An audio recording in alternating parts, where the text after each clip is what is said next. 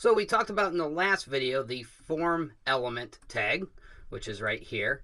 And this again just acts as a container to put in whatever input fields we want. And the input field we made in the last video, of course, was this one-line text box, which is formed by the input element tag and also declaring the type as text. And that gives us, again, this one-line text box. But now we want to actually add some labels to these text boxes because people need to know what information they're entering. And so let's say we needed a first name and a last name. So that's what we're going to do. We're going to create our first label for this first text box, and we're going to ask for the first name. So I'm just going to go ahead and copy and paste what I already typed out, and I'll explain it. So here's the label element. That's how we declare a label. And notice we have to close this one out. So we close that out with a closing label tag. The for, I'll explain this in a second. And here is where we put in our text, first name.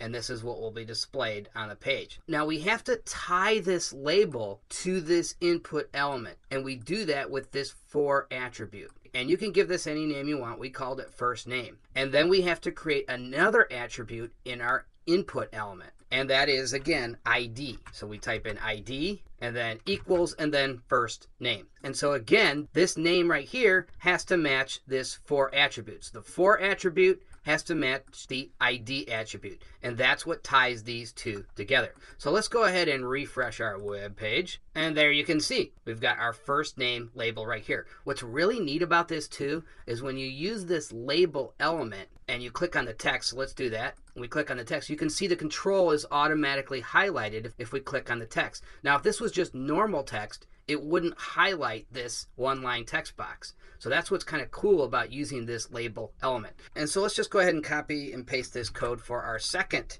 box here. And we'll just rename this to second name.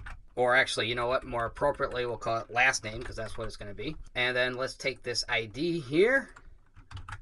And we'll just copy and paste this right here. And again, this ties our label to our input element. And we'll call this last name.